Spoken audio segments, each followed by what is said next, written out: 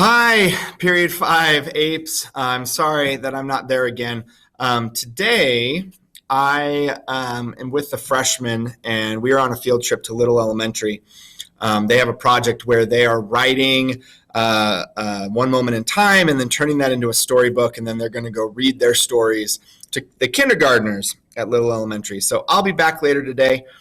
So if you need to talk to me during 7th, I will totally be available. Fortunately, though, you have the awesome Miss Sorensen to help you through your activities today. I have several things planned. It's the same thing that I would be doing with you if I was there. So I want you to really work hard for Miss Sorensen and be really nice to Miss Sorensen because she's the best. So I'm here to kind of guide you through your close reading today. So I need you to take out Heart of Darkness. I need you to take out your blue book. And we are going to be doing a close reading in Heart of Darkness Part 1. I know that we are in Part 2 now and moving towards Part 3, but I want to go back and make sure that we do this close reading because it's really important and we need to make sure that we make these connections. In your blue book, I would open page 11 where you have your Heart of Darkness notes so that you can write down some ideas. You'll want these for later as we discuss the book because they're really important and they're going to help you. And then in your copy, in the Dover edition of Heart of Darkness, you're going to go to page 12. And what we're looking for is the paragraph starts, "At last we opened a reach." At last we opened a reach. It is halfway down the page on page 12. And this is where Marlowe is hitting the beach at the coastal station. He's gone on his boat, and now he is actually at a company station. This is the coastal station, and he's going to be describing all the things that he sees. A lot of craziness happening at this station. We're actually going to read for quite a bit. So we're going to read the rest of page 12, all of page 13, and most of page 14. And what I'd like you to do when I set you off is I'd like you to take your book, take your blue book, and then go find a group of 3. So you and 2 other people. And you can sit wherever you want in the room. And then I would like you to then read this section together. And I'd like you to make sure that you're annotating as you go through, and maybe you can divide up paragraphs however you want to do it. Have each person read a paragraph and keep going around. But as you're going, you're annotating together and you're talking through your annotations. So you're obviously already annotating for traditional black and white symbolism and non-traditional black and white symbolism. I want you to continue that because there's a lot of that going on in this passage.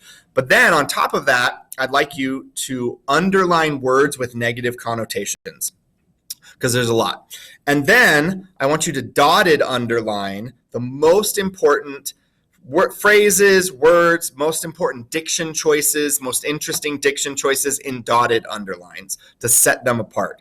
So negative, words with negative connotation, and then dotted underline, most important sentences, most important phrases, most important word choice. And then I want you to pay really close attention to similes and metaphors and identify them as you go through, because those things are really going to be important. So I should have written them. They should be on the board, right? I wrote them this morning so that you can see your annotations for this close reading. So Ms. Sorensen, if you can press pause now on the video and then play me again when they're done reading. So pause. Okay, so you then have read this section. A lot of crazy stuff going on. There's that pit of death, which we talked about before.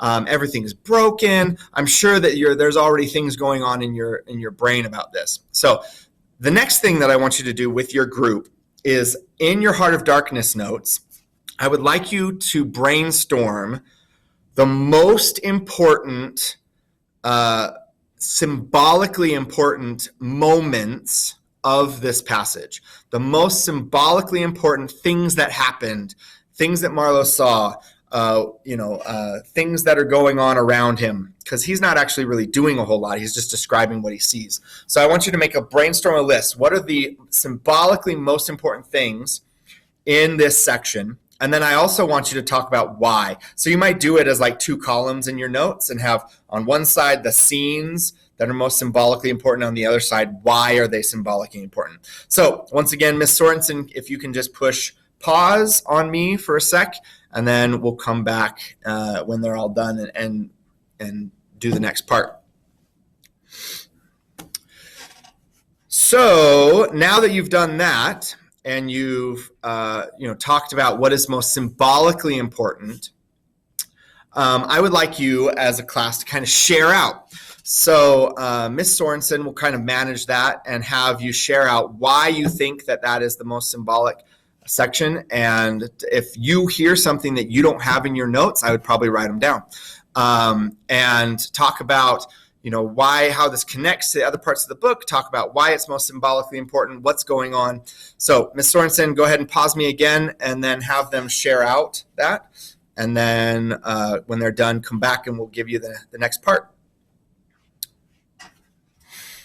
Okay, so the final bit of this is we are going to actually compare and contrast this scene to a scene in Apocalypse Now. Now, the film Apocalypse Now is a retelling of Heart of Darkness. It's not 100%, and it is set instead of colonialized Africa. It's set during the Vietnam War in Vietnam. And so Ms. Sorensen is going to pause this in just a minute, go to the Apocalypse Now clip. This is the exact same scene, just in the other time period, the other setting. And you're going to see a lot of similarities. You're also going to see a lot of differences. So as you're watching this in your Heart of Darkness notes, I'd like you to write down the things that you see in this clip from Apocalypse Now, things that you think you need to talk about when you compare and contrast these two scenes. So go ahead and pause me and then go watch that and then come right back because I have one more piece of explanation. Okay, so then the last thing I would like you to do after you've watched that clip is I'd like you to discuss with your group of 3 about the things that you saw in Apocalypse Now and how they compare and contrast to the scene in Heart of Darkness. What was similar, what was different, and why do you think those choices were made? How does this help you to understand Heart of Darkness better? And then that's the end of my little instruction video. So you do that activity and then be ready to talk about it when I come back because we'll need to hopefully debrief about this. And we need to debrief about this. And hopefully you'll have really great things to talk about in our discussion.